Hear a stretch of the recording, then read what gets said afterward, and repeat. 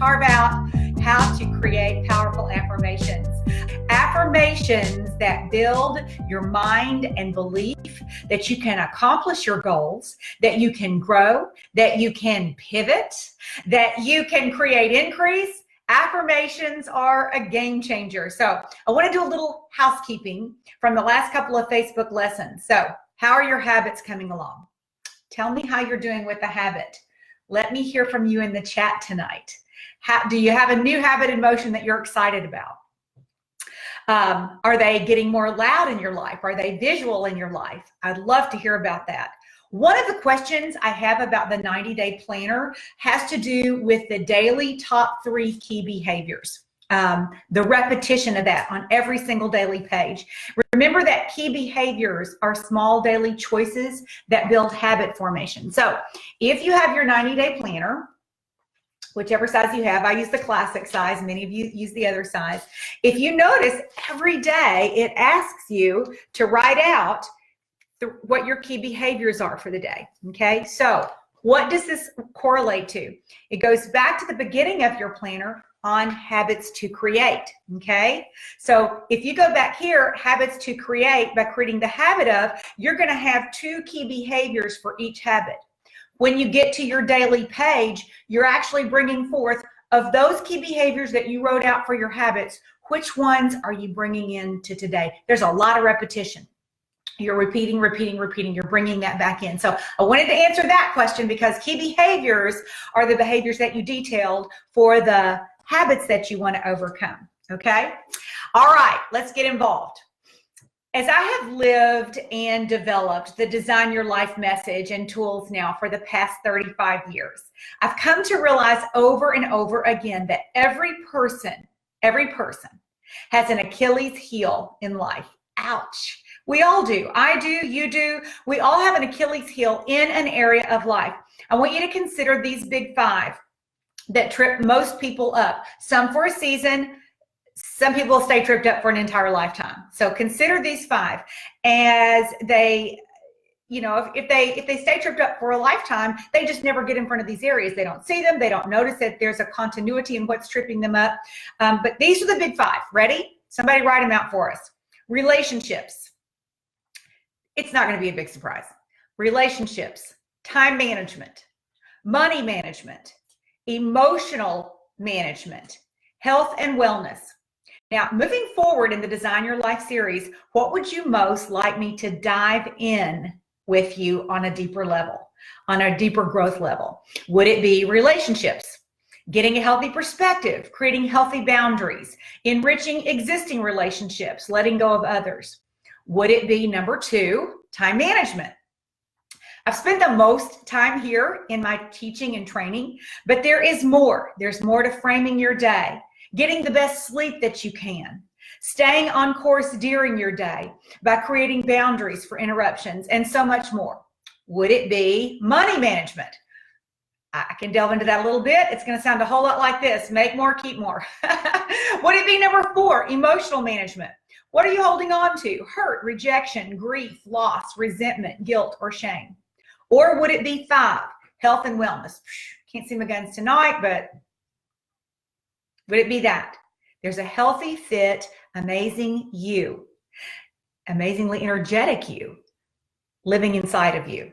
So of those 5, take a minute and let me know what your personal interest is in the chat. And then let me ask you one more question before we dive in tonight. If you could wave a magic wand and make your biggest time management challenge disappear, what would you choose? If you could wave a magic wand and make your biggest time management challenge disappear, what would you choose? The content of the Breakthrough Workbook, when integrated with the 90-day planner, could easily be a 5-day conference. When I put this book with the planner, it could easily be a 5-day conference with properly timed breaks, of course, for brain and body, coffee, healthy snack. I don't have a conference planned. We do now have, it's coming, have always had this folio for the classic Design Your Life planner, the 90-day planner, and now there is a big one, and you can find these on charismafactor.com. Hello, I'm Pamela Waldrop Shaw, author of All Things Design Your Life, Breakthrough Goal Setting Workbook, 90-Day Planner, and Prayer Journal. Both of the 8.5 by 11 and classic size in the journal. And I hope that you love, and more importantly, my heart sings when I read your posts of overcoming and what you have found or discovered or uncovered in yourself as you're working through your planner, as you're working through your breakbook, as you're writing in your prayer journal. When I read your posts or private messages of how they're benefiting your life, how you're growing in the areas that matter to you, where you feel called to lead and step up, my heart sings. Thank you for letting me know.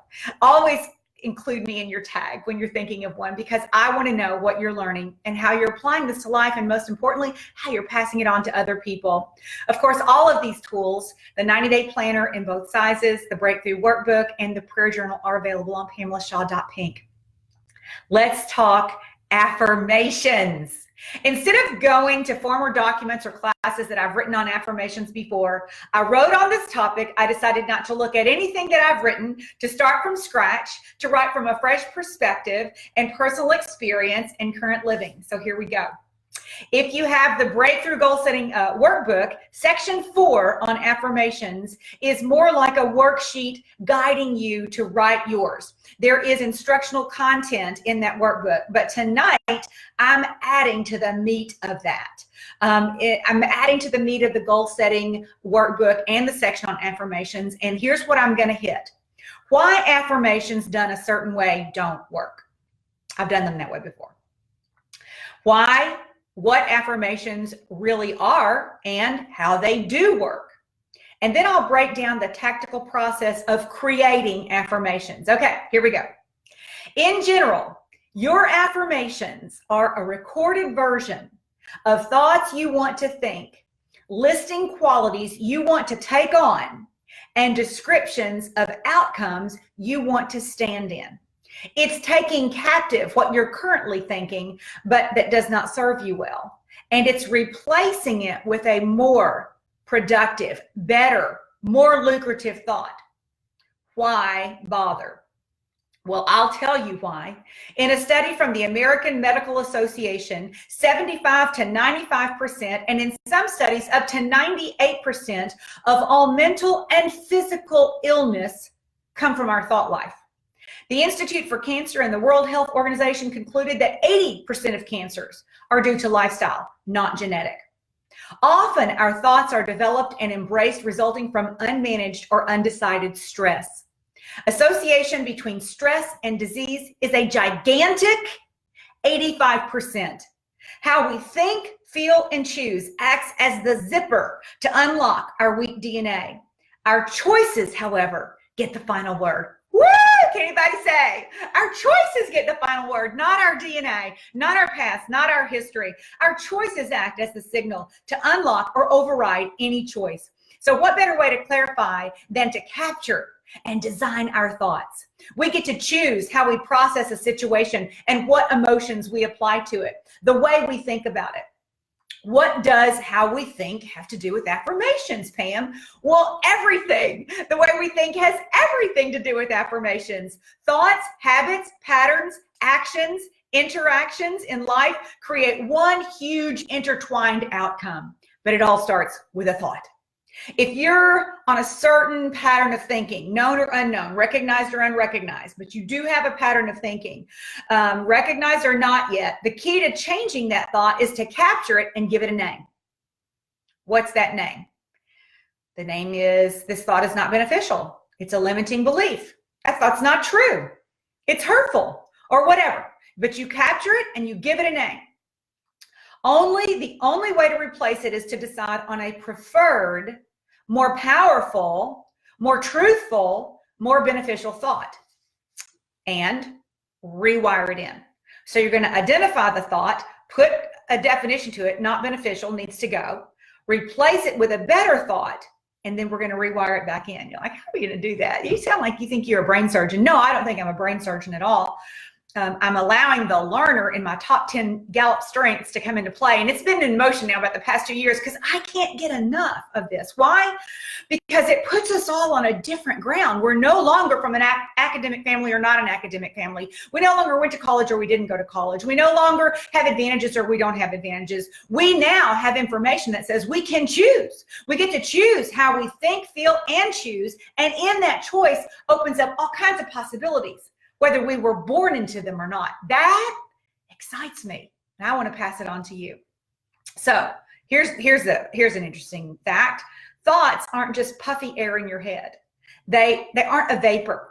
They are made up of proteins, and they take up specific space in your brain. So every time you repeat a thought, good or bad, the neural pathway where it resides is deepened, making it more work to replace. But it's going to be a whole lot of work to take thoughts that don't serve me well, but I've been thinking them for 10 years or 20 years or 30 years. And you're going to tell me I'm going to take that thought and replace it with another one? Yes, I am. And you know what? The beauty of your brain is that it's going to cooperate and it's going to welcome in that new thought. And I'm going to tell you why in just a minute. So every time you repeat a thought, good, bad, the neural pathway where it resides is deepened, making it more work to replace. But deciding what your negative repetitious thoughts are that don't fit into this season of life is your first task. So you're going to have to do some work. What I welcome you to put it in the chat if you want to be that transparent. You're welcome to enter those negative thoughts that you have that you know they're a lie. You don't want to think them at all. You already know it's not what you are or who you are. You just keep thinking them. You're welcome to put those in the chat or put them in your notes. But now's the time for you to start doing some thinking on that topic. So number one, as you are working to advance in your life, what negative or limiting thoughts recur and keep holding you back? What lie? What old story? What old excuse do you recycle to keep you safe, albeit not rewarded, not gratified, not promoted, not happy? This will set the foundation, the first foundation to your affirmations. Identify thoughts that have to go. Identify thoughts that have to go. Put a name to them. It's a lie. It's deceptive. It is restrictive. It's an excuse. It's just not true. So I've learned these concepts from Dr. Caroline Leaf, author, neuroscientist. Your mind set your expectation levels. We all have mindsets about certain things. Your mindset sets certain expectation levels. Your brain responds to your life choices, which are influenced by your mindsets, which start with a thought. A thought is a thing that influences every other thing. Where your mind goes, your life will follow. Where your mind goes, your life will follow. Oh, the places you can go that you've never even considered. This thought that runs rogue and keeps visiting uninvited, it creates a loop, creates a feedback loop. Have you ever caught yourself just thinking something again and you're like, no, I don't want to think that. I don't want to say that. I don't want to have that conversation. And you have to stop the thought. Do you ever have a recurring thought or a conversation with somebody in your head and it loops back around? You're like, go away. I don't want to have that thought today. I don't want to have that conversation ever. This is done. You ever have those loops? Am I the only one? Okay, well, these feedback loops are important, but a feedback loop can be changed anytime you choose to change your mindset.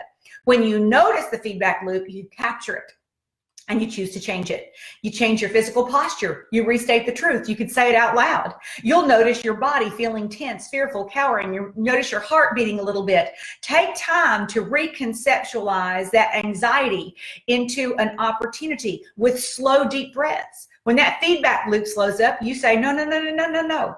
You capture it, you pause, and you literally re-physicalize yourself. You breathe in love. You breathe out the thought. I know that might sound a little crazy, and I'm being really transparent with you today, but what I'm going to tell you is this makes a difference. Take time into this opportunity with slow, deep breaths, which dissipates cortisol, and it helps people cope better. And then say the truth out loud. The truth is, whatever it is, choosing to shift from a threat mindset or a loop onto an opportunity mindset, it changes the literal functioning inside of your body. It also redirects energy in your body. It makes you more attractive to people that you come in contact with. It redirects everything inside of you. Have you ever seen people and you said, have you lost weight? Did you get a facial? Did you cut your hair? and that really they've just been doing the inside work and they start to look different on the outside, this is what I'm talking about. Anybody want to take that on? Anybody want to be that girl or guy? Here's the deal. Toxic stress shrinks your brain, whereas positive thinking environment improves the brain cortex in just 4 days. Do affirmations matter? Oh, you bet they do. Your thoughts determine the signals your genes receive. Neurogenesis is a term that indicates that our brains are in a constant state of improvement. Thousands of new brain cells a day show up. Thousands show up a day. To keep them from dying, you've got to practice thinking and learning. One of the most beneficial ways you can do this is to decide what you want to be thinking about. Management of thought is a massive key to success. Management of thought is a massive key to success. You take people who are successful and people who are whatever are not so successful, you line them up. It's the way they think. Successful people think differently from other people. Perception of thought and what you do with them is so important. You want to be happy? Start thinking happy thoughts. You want to be positive? Capture the negative and think positive thoughts. Stop being angry or you might just become it. Whatever you think about the most is going to grow. Remember, just like in Monopoly, your thoughts take up mental real estate, except this is not the luck of the draw. You don't have to wait for a card or wait for your turn. Your turn is right now. It's the choice you make right now. Affirmations. Do they really work, Pam? Let's start with this truth, okay? Your current thought life has you where you are right now. Your relationships, your finances, your business, and if you believe the research I cited earlier, the majority of your health. So, do affirmations work? Well, here's when they don't work. When you write something outlandishly awesome, maybe even something you're called to accomplish, but you don't change a thing. You don't change the way you think. You don't change the conversations you have. You don't change the people you have conversations with. You don't get away from people that you need to get away from. You don't change a habit. You don't create a new key behavior. You don't write anything down. You don't change your schedule. You're looking at the proverbial name it, claim it version of the universe. Just plop down and lavish me. The name it, claim it version of positivity that is absolutely bogus. It isn't how we're wired. It isn't how God called us to live. I've operated with positivity and optimism as a way of life for a long time. I was blessed to grow up in a positive environment, and I've always sought positive, optimistic, forward-focused friends with the glass half full, seeing it that way. I've also had seasons where I let in others who were not so positive, who complained, who saw the glass half empty. They felt entitled. They were disgruntled. They blamed everything on someone else. Society, the political climate, their parents, their luck. My own life story reflects that there is a massive difference in outcome based on where you line up. So I've been a long-time goal setter with written and recorded affirmations kind of person. Years ago in the 80s, we would go to Radio Shack and buy what was called a pillow sleeper. Now, I should have brought it in here. I've got one. I found it with old technology that I was giving away or selling. The pillow sleeper was a thing that would plug into a small cassette tape recorder and it would loop the affirmations. So you would put the earphones in your ear at night when you go to sleep and you would hear your affirmations and they would go through all night long. We did that. We went to the trouble. I needed to change my thoughts. I did whatever I was told to do with people that I trusted, mentors that had gone before me. Somewhere between Jerry's death and my life as a widow, raising a son, entering puberty in his tween and teen years, I stopped writing affirmations. I didn't mean to stop writing them. I didn't decide I was going to stop writing them. I just hit a season of life where maybe I didn't expect them, and so I didn't write them. Although I didn't stop the practice of thinking about what I was thinking about, capturing my thoughts and setting goals, but I did stop recording my affirmations. Again, a big difference. About 5 years ago, I put the practice of recording not only morning, but also evening affirmations back into my life. I could give you goal after goal accomplishment, character bend for the better, excluding moments of unfortunate humanity, of which I will also lapse and have an oops. But I will give you a recent victory example. First, let me say that what follows is going to address health, weight, body fat, and wellness. So if you're don't want to hear about that, but that's what I'm going to talk about. I'm going to give you that example. In today's climate, where appearance and mirrored scales of perfection scream at us all day long, I don't know when, but I gave up the perfection image a long time ago. You're not a number on a scale. You are not a number on a scale. You are so much more. You are so complete. You are so perfect the way that you are, the way that God designed you. So I do not want to jump into a thing where you go shame, blame, guilt me, and don't even hear what I'm saying, because that's not what it's about. You repeat this after me. I am not a number on a scale. I'm so much more than a number on a scale, right? Okay. Wellness can, however, be gauged in other ways other than scale weight, BMI, body fat, muscle percentage, and so on. I used to sabotage living in my best body because I would get closer to what I thought was going to be my best weight or size or level of fitness, and I'd realize that I'd still have freckles. And so I'd back off the wellness. What did you just say? Yeah. I would set the goal and I would get closer to my fitness goal and to what I thought was the weight goal and the body fat goal. But I would realize somewhere close that I'd still have freckles. And so I would back off the goal. What?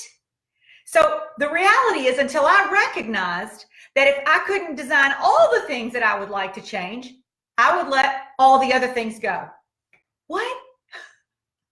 What did you just say? Yeah. Immaturity, the enemy, whatever dynamic you want to apply to that, whatever you think went into play with that, I'm just sharing it with you because it's true.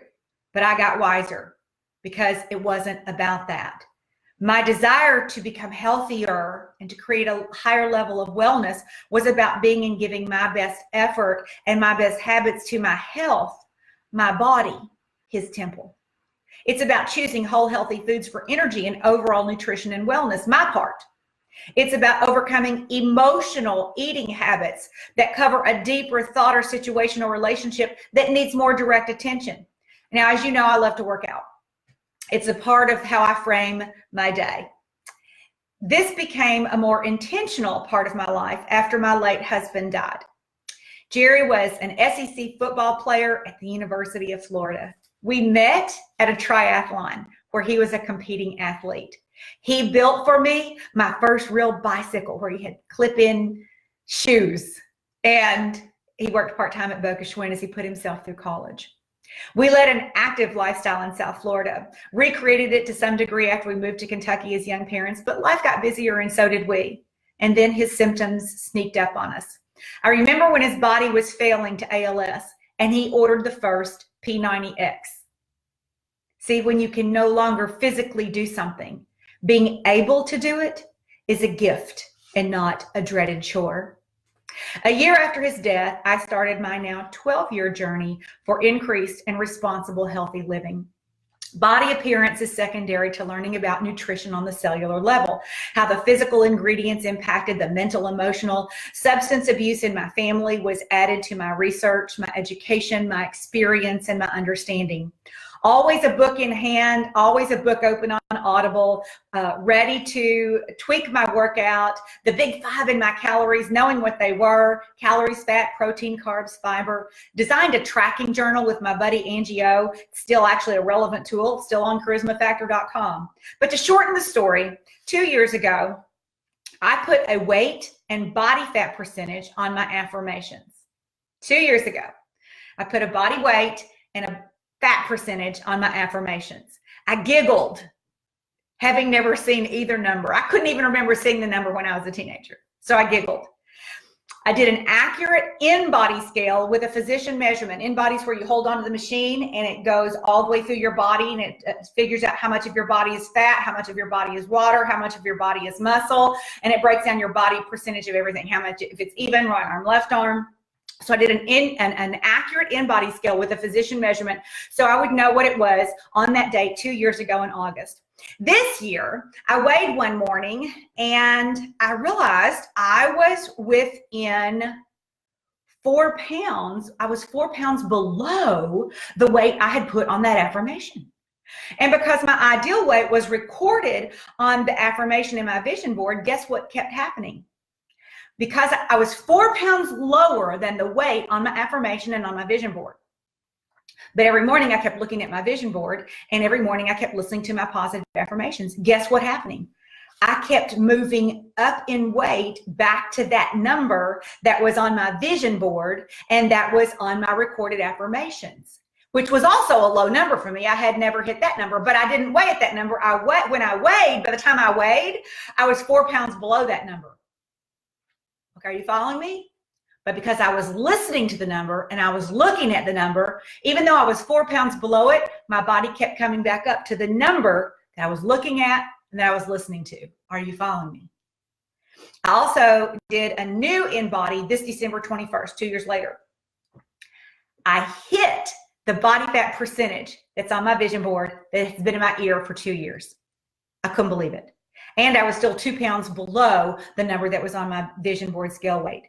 I know what I was listening to, which I had memorized, that it was the catalyst to keeping the scale from going below what my brain had established would be my goal. My body and brain would not let me go below what I had established as an ideal number, because for 2 years, I've been listening to that number. Are you with me? So when you set your affirmations, brother, sister, you better make them Ephesians 3:20 awesome, because he is able to do immeasurably more than all you can ask, all you can think, all you can imagine, according to his power that is worked within you. Okay, now let's talk about this for a minute. Here's why affirmations don't work. It's called cognitive dissonance. It's when you say something outlandish in the realm of miracles and huge dreams and hopes, but you have absolutely no intention to do the work or to bring them about. They don't work. If you have an old repeat thought, I always give up, or I always hold on to this habit until March, or some other cockamamie thought, they won't work. I was working in alignment with that affirmation and other goals. Remember, I was constantly reading a book about wellness and nutrition and current science, naturopathic healing, prevention, making good daily choices. I was tracking my nutrition. I was in accountability with workout buddies who expect to see me 8:30 Monday through Friday in the gym with a trainer and planned workouts 5 days a week unless travel prohibited it. I was actively working to learn, improve my macros and nutrition choices, and try new scientific findings. I was doing my part. I didn't know what my body would do. When I got my 12/21/19 InBody measurement, I giggled. My age. I'm not 20. My numbers. Nobody would even believe it, except I knew there had been alignment with my goal, my habits, my key behaviors, my thoughts, my affirmations, and my tracking. Are you ready? Are you ready? So how do you choose and write your affirmations? Okay. Well, I recommend that you write your affirmations by starting with your top 3 goal categories. For each goal you wrote out, you may have 2 or 3 components to the goal that you wrote out. Write an affirmation for each component of that goal. Okay, that's number 1. I'm going to develop this a little bit more, so hang with me. Number 2, how do you write them? Well, remember, they're only effective if they meet the desire of your heart, if they match a goal that you're committed to seeing all the way through, and your daily activity, directing of your thoughts, priority, and choices are committed to accomplishing that big thing. That's important. That's actually key. Grace Kehoho from DSWA Coach School says, what follows I am follows me. I am blank. What follows I am follows me. So what I am statements align with your goals and your willingness to be in the process of accomplishment. You could have a huge statement of the future out there tempered with a stretch goal applicable to this year. For example, I am a senator for the state of Kentucky, and this year I will run for and win the election for city mayor. No, I'm not running for anything, but it's an example of a big goal. I am a senator for the state of Kentucky, and this year I will run for and win the election for city mayor. Maybe it is, I have 5,000 clients, and this year I will add 10 new a month for 520 in 2019. Okay, so you've got a big goal tempered with what you're going to do about it this year. My morning affirmations begin more like a prayer of gratitude and release. So my morning affirmations start like this: I lift my hands to you, Lord. I lift my hands to you, and I take my hands off of anything that I'm trying to fix, coordinate on my own without your direction and guidance. And then I go on with my affirmations. You can have as few as 3 for your goals. Mine are 6 minutes long. There are about 23 of them, but I talk at a slow pace, and I use an instrumental version of a hymn. Last year, I used Great is Thy Faithfulness. I've added some other generic affirmations in this year to build character qualities, habit formations that tie into my goals. And I have some that are also specific numbers and time frames as well. So if you've got a goal and it's got a time frame and a specific number, let's say it's an earnings goal, it's a financial goal. Let's say you want to be debt-free on your house, you want to have no mortgage, no credit card debt, and that you earn X amount per month, and that by the end of the year you will have earned X amount. Put those amounts in there, be specific. But there could also be some very, generic ones that are more just related to character and not a specific measurable outcome, but a character outcome. So one of mine that I wrote and recorded, some I am adjectives. I decided on some adjectives. If I thought about 5 or 6 that I really wanted to describe me, if people say, tell me about Pam Shaw, what would I want them to say? I would want them to say that she is godly, kind, aware, encouraging, courageous, compassionate, fearless, generous, grateful, purpose-filled, creative, intentional, and a world influencer. So if I operate with those words in my mind every day, what are the odds that I'm going to choose to be kind, aware, encouraging, courageous, compassionate, fearless over the opposite of those? So what are your words? What words do you want? If somebody says, tell me about so-and-so, what words do you want other people to use to describe you? Maybe create an affirmation that includes those words. I am, because what follows I am follows you. Okay, one of my affirmations is, you're going to like this one, I swim in my lane. I swim in my lane, and I put my faith and prayer to situations that matter. Our company leaders, my family and friends. I bridge gaps of communication, politics, insight, and prejudice with my words and friendships. I think that's important because, first of all, I want to stay in my lane and not have to take care of everything and act like I think that I need to rule the world. I want to put my faith and prayer to things that matter, not necessarily words or fix it. Our national leaders, our company leaders, my family and friends, I bridge gaps of communication, politics, insight, prejudice with my words and friendships. These are character affirmations, not necessarily associated with one of my top 3 goals, but they're going to give you some ideas. Okay, so what are some other generic morning affirmations? I'm going to give you I'm going to do a quick rundown of what some might sound like. Keep in mind, I would say go back and create yours around your top 3 goal categories. Each of your 3 goal categories has 1, 2, or 3 components to it. You have a 30-day, 60-day, a 90-day, a year. So create an affirmation to go with all of those components. The key is they are in first person, they are in present tense, but they also include not only this is who you are and this is what you're getting, but this is what you're doing about it. That you're also taking action on it. Okay, so here are some other options. I accept myself and I know I'm worthy of great things in life. I can accomplish anything I set my mind to that I'm also willing to work for. I'm willing to step out of my comfort zone today. Nudge me, Lord, when I resist. I have something special and unique to offer the world. My life is abundant and full of joy. I make good, efficient use of my time as a faithful steward of it. I'm grateful for my life's challenges for helping me to grow and become who I am. I improve today, and every day I win. I win every day. I'm more than enough. May my soul know a peaceful assurance like it has never known before. I'm ready and committed to make this the best year ever. Work is a privilege. I don't worry about trying to impress others. Instead, I focus on how I can add value to their lives. I'm calm and focused. I believe in my potential and my grit, not my past. I have a decided heart, and I'm all in. I'm where I am because of who I was, but where I go depends entirely on who I choose to be. This time, I will complete what I start. I find time to exercise. I walk in obedience. Therefore, I walk in peace and clarity. This is my body. I treat it with respect and honor. Healthy, nutritious food is what I crave. I eat in proper proportions. God's mercy and provision are new every morning. I'm thankful and grateful for the abundance in my life.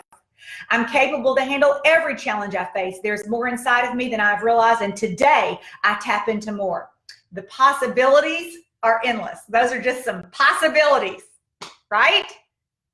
They must align with your goals and your direction and your desire and your work-life habits. Evening affirmations. Evening affirmations. Why evening affirmations? Well, I have only started doing them in the past few years.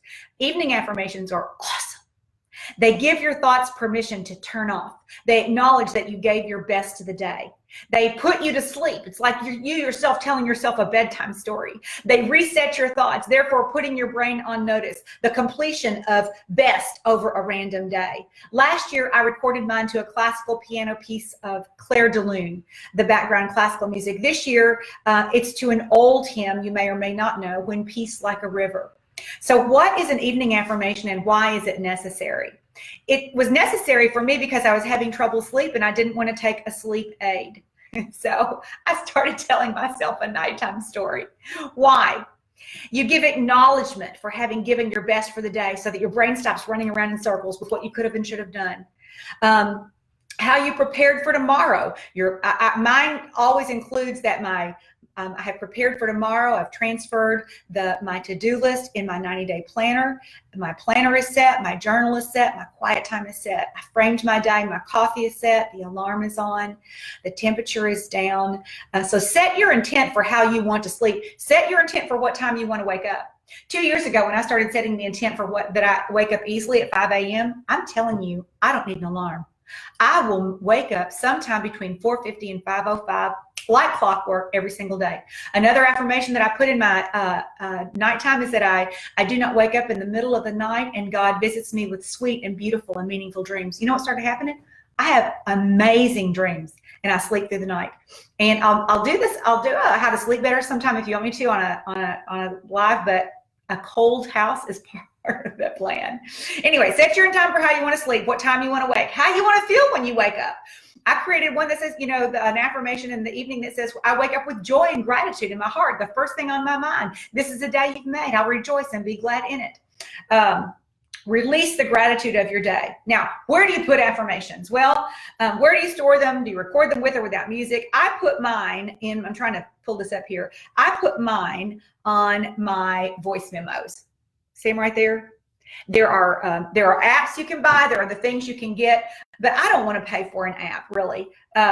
I record mine on voice memos. It's easy to access. It's free. I bought an app at the recommendation of someone else, but I don't like keeping them there. I also don't want to pay $25 a year for an app that holds something so important.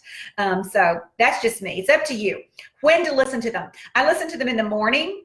I listen to the morning one as soon as my quiet time is ended. And then I have a second appointment on my phone. I'll show you what this looks like. Where's my calendar?